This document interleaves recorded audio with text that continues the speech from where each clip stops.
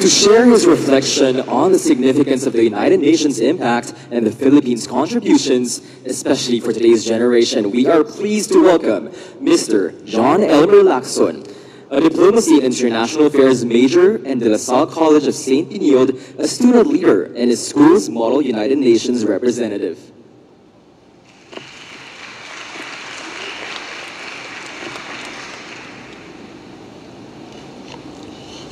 Honorable Secretary of Foreign Affairs Enrique A. Manalo, Undersecretary Charles Jose, Postmaster General Luis D. Carlos, United Nations Resident Coordinator Mr. Arno Peral, esteemed Undersecretaries and Assistant Secretaries, members of the Diplomatic Corps, country representatives of the UN agencies, and heads of international organizations, honored guests, ladies and gentlemen.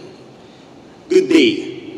First and foremost, I would like to congratulate everyone on the UNAT commemorative stamps, which will be launched later on. It is an honor to speak before you as a diplomacy student, and more importantly, as a young Filipino who believes in the enduring promise of multilateralism. This moment holds a heartfelt significance as we mark 8 decades of the Philippines' committed membership in the United Nations, sharing commitment to peace, cooperation, and human dignity. Many Filipinos are familiar with the words of Dr. Jose Rizal, ang kabataan ang pag-asa ng bayan, which means the youth is the hope of the motherland. But I believe that the youth is not only the hope of our unsafe mobility, where several lives have been claimed due to road crashes and other incidents. Environmental insecurity. For instance, we still do not have proper waste segregation, and we experience the looming effects of climate change and crime, particularly in our own country. Beyond our shores, there are conflicts, divisions, and alarming transgressions against human rights and international law, which deprives the youth of their own potentials. Whereas, these are realities we all hope one day will come to an end. And yet, despite these challenges, we envision a future that is more inclusive, sustainable, and just.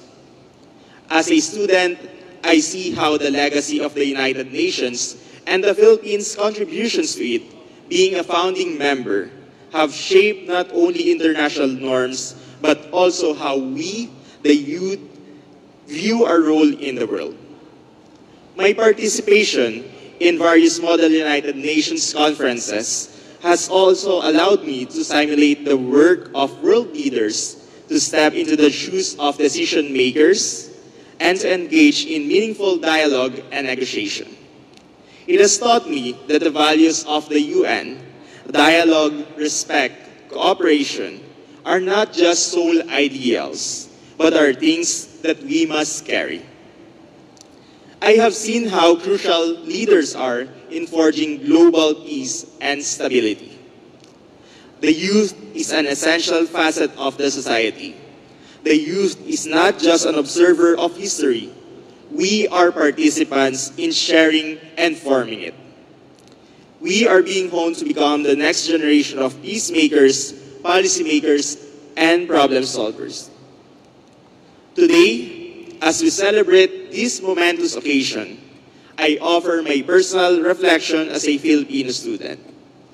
I see the UN not just an international organization, but as a continuing mission, one that must remain fundamental in a VUCA world, volatile, uncertain, complex, and ambiguous.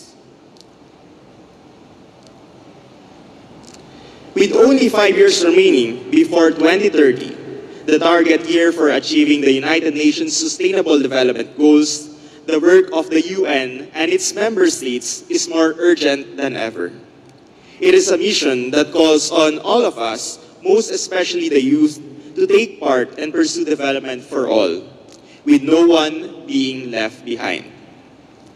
To our leaders here and to those key players who are no longer with us, especially Carlos P. Romulo, thank you for the foundation you have built. To my fellow youth, let us continue the mission they have started.